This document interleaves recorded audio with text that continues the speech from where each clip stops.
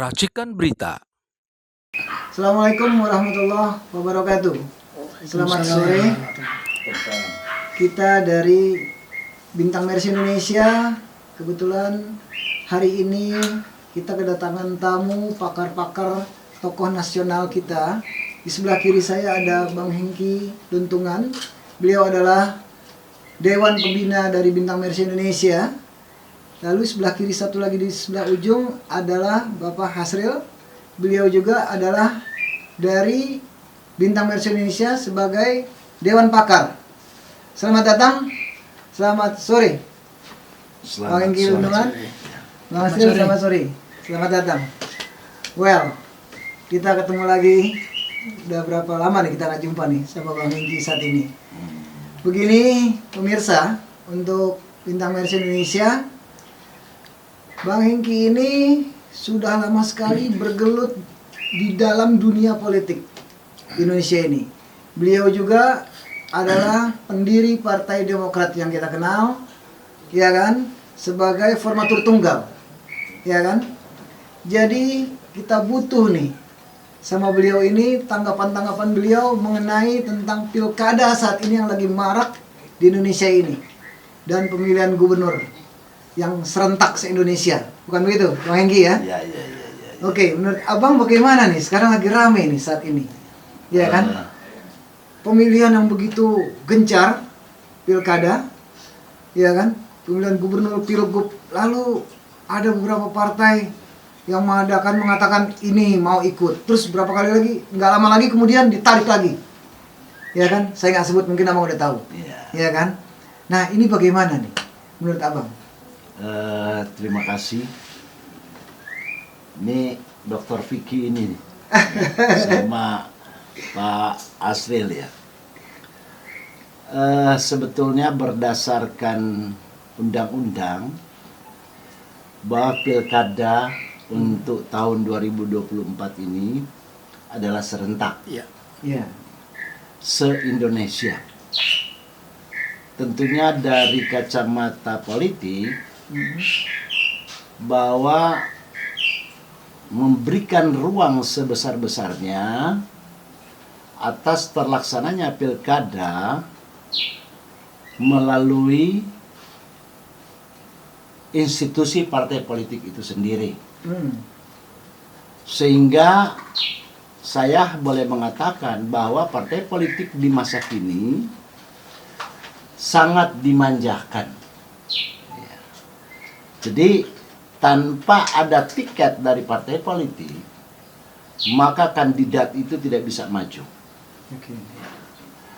Sehingga ada pada satu sisi kekuatan partai politik ini boleh dikatakan oke-oke aja. Tetapi jangan pernah kita lupa bahwa akar rumput, grassroots itu ada pada kekuatan massa aksi. Atau biasa kita kenal dengan organisasi kemasyarakatan. Sehingga bukan mengecilkan institusi partai politik, tetapi dia hanya memiliki sebuah konstituen dengan anggotanya itu. Tetapi kalau organisasi kemasyarakatan, maka dalam satu organisasi kemasyarakatan ada banyak konstituen partai politik yang terlibat di situ. Sehingga kunci itu tidak hanya pada institusi partai politik, tapi ada pada grassroots yang disebut akar rumput, di mana pemilih itu adalah bagian daripada organisasi kemasyarakatan. Jadi ini tidak boleh diabaikan, Lalu kedua, tentunya ada keterkaitan dengan sisi ekonomi. Ya, betul. Setiap kandidat dia harus menyiapkan dana untuk membayar, Besar sekali itu nilainya tuh. untuk membayar partai politik yang dihitung berapa kursi dalam satu wilayah. Contoh, kalau dia minta untuk gubernur bahwa satu kursi partai politik yang akan mengusung 1 miliar, kalau dia membutuhkan 20 partai politik berarti 20 miliar. Dan itu mungkin terendah untuk seorang gubernur. Pertanyaannya, kandidat ini punya duit seberapa banyak. Iya betul. Punya duit gak gitu. Nah, apakah ini yang dipesankan oleh para founding father bahwa setiap pilkada atau setiap pemilihan gubernur atau bupati itu merupakan bagian daripada penyiapan ekonomi dan politik. Nah, ini yang saya katakan tadi, sehingga rentan terjadi korupsi, lalu rentan terjadi penggiringan dengan penggunaan kekuasaan pemerintahan jika dia petahana dengan menyalurkan bantuan sosial. Nah, ini bahaya, sehingga rentan juga terjadi penyimpangan ekonomi, dalam artian kasarnya korupsi. Ya.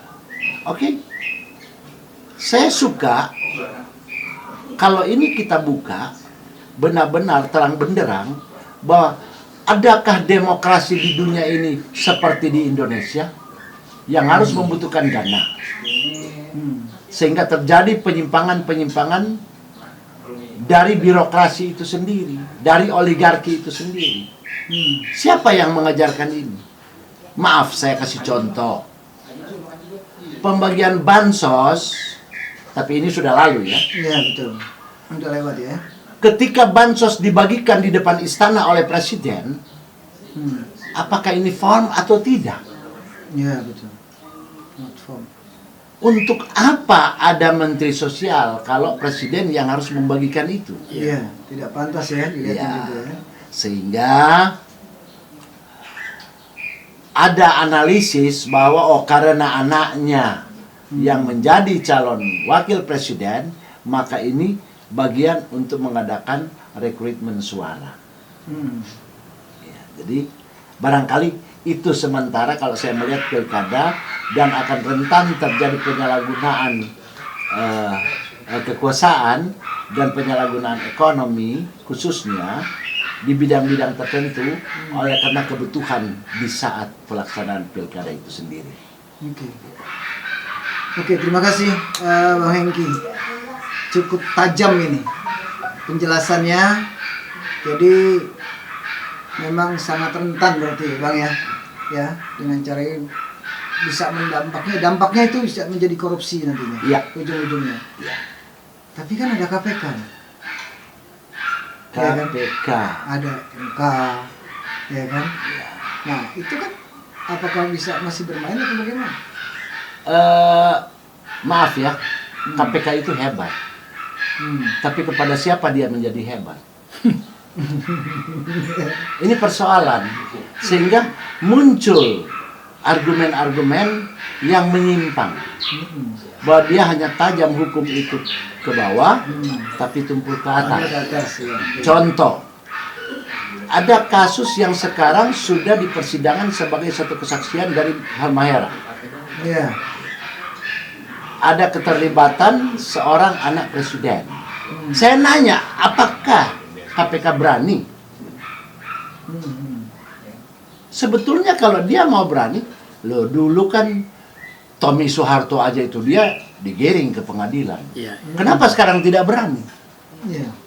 Kira-kira demikian. Jadi diharapkan bahwa KPK harus berani mengambil sikap. Mudah-mudahan. Terserah dia mau dibully seperti Antasari atau tidak, tetapi dia harus berani mengambil sikap dari sisi hukumnya. Kira-kira begitu ya. Oke. Baik, terima kasih Bang Hengki. Selanjutnya Bang Hasrul, melihat sudut pandang ekonomi untuk pilkada ini bagaimana nih? Apakah memang ada bantuan-bantuan oligarki atau partai turun tangan dengan campur adukan ada dana di situ? Semua berlomba-lomba ingin jadi gubernur, kepala daerah dan sebagainya. Pasti melihat dari sudut pandang ekonomi jauh signifikan, dampaknya pasti jelas. Selanjutnya bagaimana tanggapan Bang Hasrul sebagai Dewan Pakar Ekonomi di Bintang Mersi Indonesia? Silakan. Ya, sebetulnya terjadi apa yang disebut unfair competition. Unfair competition. Kompetisi yang tidak Iya. fair, tidak adil. Hanya mereka-mereka yang dekat dengan sumber-sumber kekuasaan yang bisa menggunakan alat kekuasaan itu untuk meraup dana-dana sehingga dia bisa membiayai sepak terjangnya, langkah-langkahnya untuk memenangkan kompetisi. Bagaimana dengan parpol-parpol atau peserta-peserta yang tidak dekat dengan kekuasaan? Tentu sulit untuk mendapatkan dana-dana, dan ini menyebabkan kemenangan yang sudah bisa diprediksi sejak awal. Karena ibarat permainan tinju, satu petinju boleh ngapain saja, boleh mukul seenak bebas, tapi petinju yang lain kaki tangannya diikat. Bagaimana terjadi fair competition, ya? Jadi ketidakadilan di dalam menguasai sumber-sumber ekonomi ini pasti dipastikan akan menyebabkan ketidakadilan, dan hasilnya adalah sangat absurd. Kalau menurut saya sangat absurd. Absurd ya. Oke. Ya begitu, sangat absurd. Sudah bisa diprediksi sejak awal siapa yang bakal jadi pemenangnya. Jadi Bang Hasil sudah melihat nih dampak ini semua, hancuran. Ya. Pertama, kehancuran. Kedua, siapa pemenangnya udah kelihatan nih, pemirsa. Ya kan? Oke. Kira-kira kan sekarang nih orang di Jakarta lagi ngejagoin nih. Ya. Anies Baswedan nih naik lagi nih. Ya. Kan dijagoin nih. Ya. Ya. Menurut abang-abang kita ini nih, dewan-dewan pakar, Ya. terus ahli-ahli politik sebagai gini, bagaimana ini lihatnya? Apakah Pak Anies ini bisa tanduknya keluar lagi gitu? Sebab masyarakat Jakarta juga mengagumi beliau. Sampai detik ini masih menganggap beliau itu pengen sekali menjadi, berharap ya, bukan menganggap, berharap sekali untuk menjadi gubernur for the next. Ya. Ya. Ya, bagaimana Bang Hengki? Terima kasih. Ini yang sebetulnya harus saya jawab lebih nyata ya. Iya. Ada isu yang beredar bahwa akan terjadi bukan Star Wars, bukan perang bintang, tetapi permainan gelap diterang, permainan gelap yang jadi terang. Sehingga saya berpikir begini, kita jangan bermain seperti apa yang disebut menggunting dalam lipatan. Oke, menggunting dalam lipatan, setuju. Oke, PKB sudah oke, PKS sudah oke, Nasdem sudah oke, PDIP hampir oke. Tiba-tiba ada yang coba-coba menggesek ini. Betul. Ini sebenarnya operasi senyap yang menjadi tidak senyap. Jadi terang-terangan. Terangan ya. Gitu. Jadi terang ya, Iya. sekarang ya. Sehingga dengan berbagai tawaran kemungkinan ya, untuk menjegal Mr. Anies. Ya betul. Saya melihat itu mulai ada juga di frame itu bahwa Anies itu adalah kekuatan Islam fundament, adalah orang yang tidak toleran. Iya, ya. Di sini saya harus jelaskan bagaimana toleransinya Anies Baswedan itu sebagai nasionalis sejati. Iya. Ada gereja dalam 40 tahun belum dikeluarkan IMB. Berarti kurang lebih 6 gubernur. Iya. Iya. Tetapi ketika Anies menjadi gubernur, Selesai dalam satu minggu. maka dia selesaikan itu dengan penuh toleransi. Iya. Satu Jadi- minggu selesai katanya. Saya bingung kalau ada yang mengatakan itu.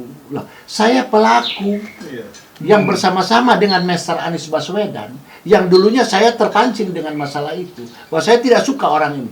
Ternyata ketika saya temui orang ini begitu smart sekali, Smart ya. begitu hebat, Santun. Santun ya. begitu santun. Saya antarkan beliau dalam satu acara yang disebut Safari Natal. Beliau hadir bersama mantan Menteri Agama, Jenderal Fahrul Razi. Iya, Pak. Iya. Bersama saya, bersama ketua tim dulu Pak Marsikal Saugi Iya. Ya, oke. bersama Saugi, dengan Mayor Jenderal Zul Effendi. Zul Effendi ya, Maijen Zul. Saya yang mendampingi loh.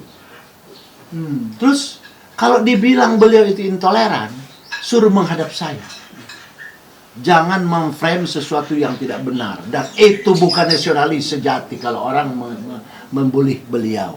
Ya. Saya menjadi jaminan dan saya menjadi saksi hidup. Oke. Jangan hanya karena ingin memotong beliau, karena ketakutan jangan beliau itu menjadi gubernur, dan ketakutan jangan sampai rakyat itu menjadi sejahtera sesuai dengan pesanan founding fathers, ya. Welfare society. Dimainkan ini. Jadi jangan sekali-kali kita Jadi melakukan digoreng maksudnya ya? Ya, digoreng. Melakukan apa yang disebut politik menggunting dalam lipatan. Tidak boleh. Tidak boleh. Ya. Dan jadikan politik itu adalah seni, bukan homo homini lupus. Siapapun itu silakan bicara dengan saya. Oke.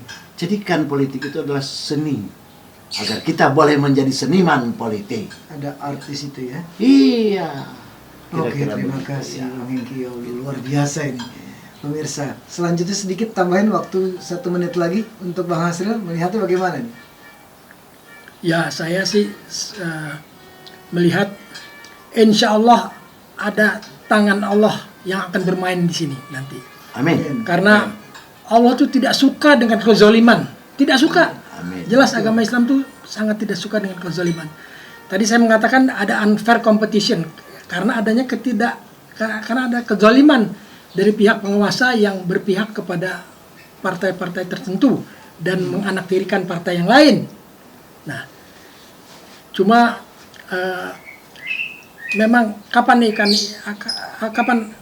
tangan Allah itu akan bekerja? Allah akan bekerja smart. Dia akan tahu kapan waktunya akan turun, akan campur tangan dan kapan belum. Kita nggak tahu sebagai manusia. Harapan kita sebagai manusia hanya berdoa, tapi nanti Allah yang akan bekerja. Amin. Terima kasih. Amin. Oke, terima kasih. Pemirsa, yang melihat hari ini 2 orang jagoan-jagoan politik luar biasa ini.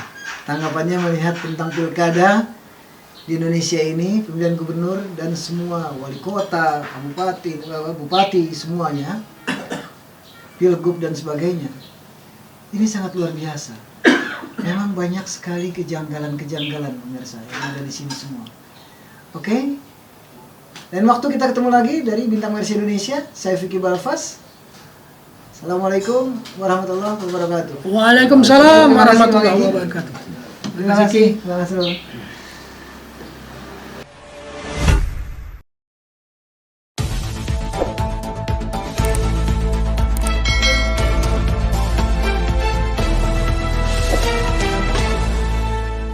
Racikan Berita